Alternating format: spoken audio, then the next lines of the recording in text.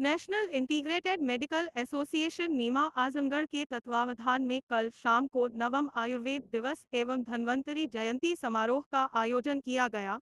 कार्यक्रम के मुख्य अतिथि क्षेत्रीय आयुर्वेदिक यूनानी अधिकारी डॉक्टर वीरेंद्र कुमार रहे।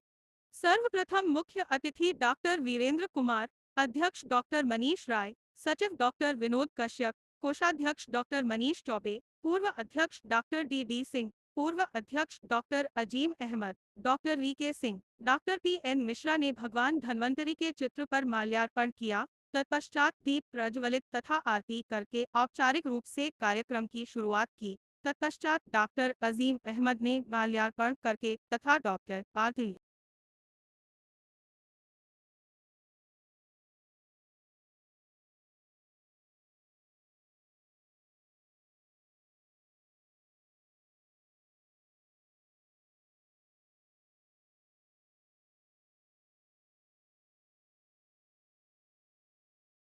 अतिथि डॉक्टर वीरेंद्र कुमार ने कहा कि आज पूरे देश में नवम आयुर्वेद दिवस और धन्वंतरी जयंती मनाई जा रही है। आयुर्वेद के बारे में बोलते हुए उन्होंने कहा कि आयुर्वेद सिर्फ चिकित्सा ही नहीं है, वरन यह एक जीवन शैली है।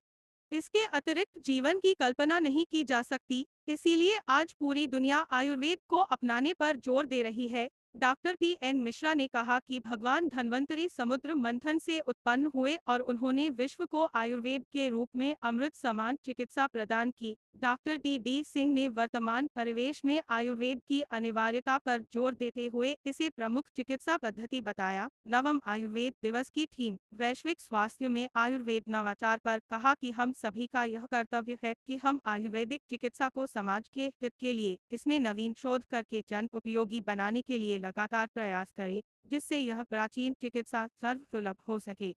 संहिता ग्रंथों में वर्णित औषधियों को वर्तमान परिवेश में स्वीकार्य बनाने के लिए उसमें आवश्यक परिवर्तन करके ज्यादा से ज्यादा लोगों को लाभ पहुंचाने में सहयोग करें। अध्यक्ष डॉक्टर मनीष राय ने कोरोना काल में आयुर्वेदिक औषधियों के प्रभाव का विस्तृत वर्णन किया। डॉक्टर आरती सिंह ने महिलाओं में आयुर्वेदिक दवाओं की उपयोगिता पर व्याख्यान दिया। कार्यक्रम के अंत में नीमा आजमगढ़ परिवार ने मुख्य अतिथि महोदय को अंग वस्त्रम और प्रतीक चिन्ह देकर सम्मानित किया। नवम आयुर्वेद दिवस के अवसर पर नीमा आजमगढ़ के 2 वरिष्ठ चिकित्सकों डॉक्टर वी.के. सिंह,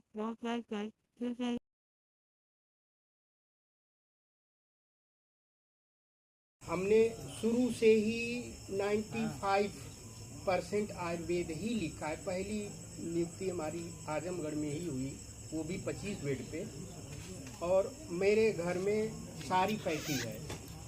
यहाँ तक कि जो मेरा चचेरा भाई है वो इनकम उसकी सबसे ज़्यादा है, वो आयुर्वेद से है।